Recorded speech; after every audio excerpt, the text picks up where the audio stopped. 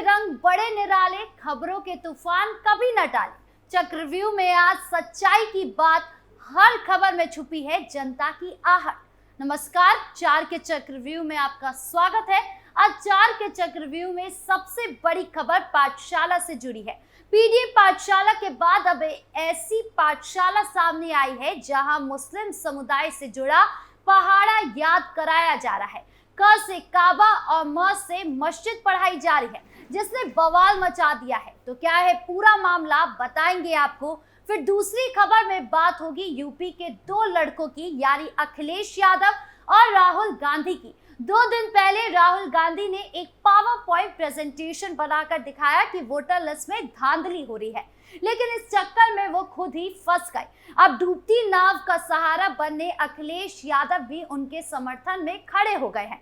तो क्या है पूरा बवाल, बताएंगे आपको। फिर तीसरी खबर में बात शाही मस्जिद ईदगाह से जुड़ी है, जहां कोर्ट का एक बड़ा फैसला आया है, बताएंगे आपको पूरा मामला। और फिर चौथी खबर में बात कैदी असदुद्दीन की, जिसके कांड ने कानपुर की पुलिस को भी हिलाकर रख दिया है।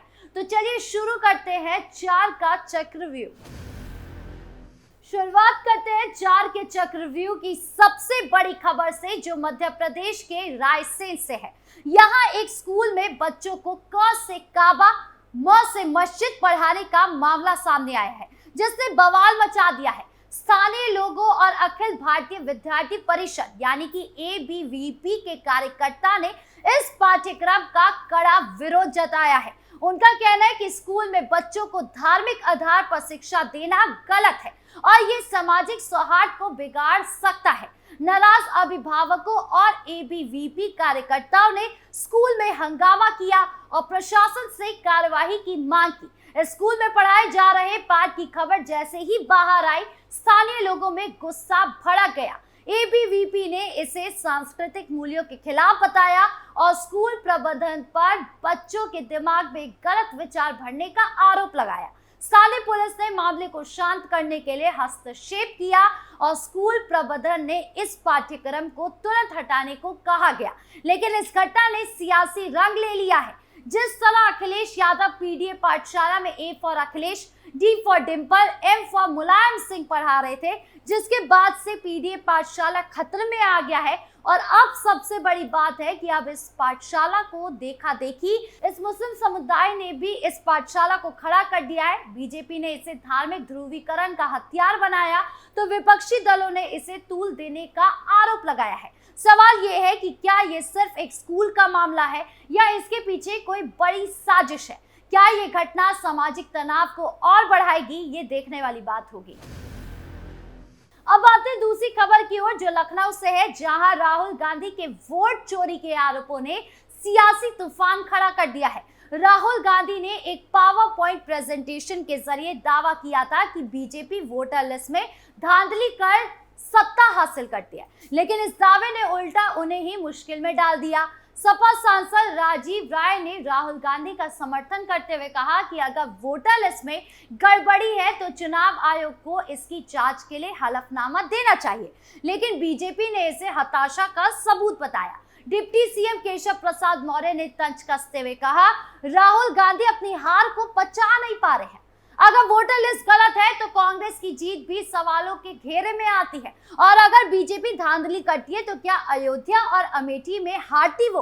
और इस बयान ने सियासी गलियारों में हलचल मचा दी है। कांग्रेस प्रवक्ता सुप्रिया श्रीनेत ने पलटवार करते हुए कहा, राहुल ने जनता की आवाज उठाई है, बीजेपी सच सुनने से डरती है।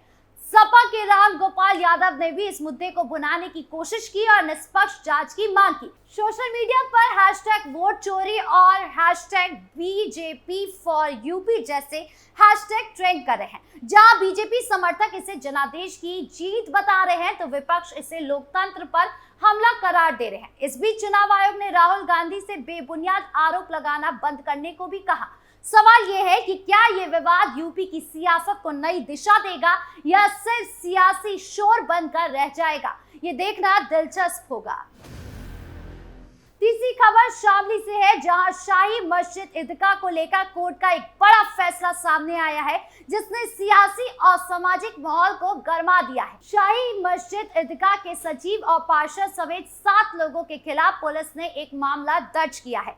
इस पर मस्जिद के अंदर सियासी गतिविधियां चलाने और सामाजिक सौहार्द बिगाड़ने का आरोप है। कोर्ट ने इस मामले में सख्त रुख अपनाते हुए जांच के आदेश दिए हैं। पुलिस ने तुरंत कार्रवाई शुरू कर दी है। ये मामला तब और गंभीर हो गया जब स्थानीय लोगों ने मस्जिद में सियासी सभाएं होने की शिकायत की थी। बीजेपी ने इस मुद्दे को उठाकर योगी सरकार की सख्त नीतियों की तारीफ की और इसे कानून व्यवस्था का उदाहरण बताया।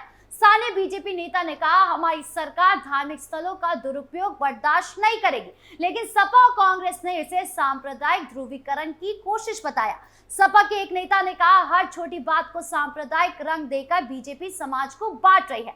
इस मामले में शामली में पहले से मौजूद तनाव को और बढ़ा दिया है। सोशल मीडिया पर लोग 2 हिस्सों में बंट गए हैं। कुछ इसे धार्मिक स्थलों की पवित्रता की रक्षा का कदम बता रहे, तो कुछ इसे अल्पसंख्यकों पर हमला बता रहे हैं। पुलिस ने क्षेत्र में सुरक्षा बढ़ा दी है ताकि कोई बड़ा विवाद ना हो। सवाल ये है कि क्या ये मामला सामाजिक सौहार्द को और प्रभावित करेगा? क्या कोर्ट की जांच निष्पक्ष रहेगी या सियासी दबाव हावी होगा? ये देखने वाली बात होगी, क्योंकि जिस तरीके से शाही मस्जिद के अंदर हमने देखा कि ब्रह्मचारियों ने ये आरोप लगाया कि उनकी कार को जला दिया गया है, ये अपने आप में ही बहुत बड़ा मामला है। चौथी और आखिरी खबर कानपुर से है, जहां एक कैदी असदुद्दीन के कांड ने पुलिस और जेल प्रशासन को हिलाकर रख दिया। असदुद्दीन जो कानपुर जेल में बंद था, उसने एक ऐसा कारनामा किया कि पुलिस के होश उड़ गए। उसने जेल के अंदर से ही अवैध गतिविधियां चलाने की कोशिश की, जिसका खुलासा होने पर जेल प्रशासन में हड़कंप मच गया। असदुद्दीन पर आरोप है कि उसने जेल के अंदर से सट्टेबाजी और धमकी देने का रैकेट चलाया था। पुलिस ने तुरंत कार्रवाई करते हुए उसके खिलाफ कई धाराओं में मामला दर्ज किया है और जांच शुरू कर दी गई है। कानपुर के एसपी ने कहा, हम इस मामले की गहराई से जांच कर रहे हैं, कोई भी अपराधी कानून से बच नहीं सकता। इस घटना ने योगी सरकार की जेल सुधार नीतियों पर भी सवाल खड़े किए हैं। बीजेपी ने इसे तुरंत संबोधित करने का वादा किया है, जबकि सपा ने इसे प्रशासनिक विफलता बताया है। सपा प्रवक्ता ने कहा, योगी सरकार की बुलडोजर नीति सिर्फ दिखावा है।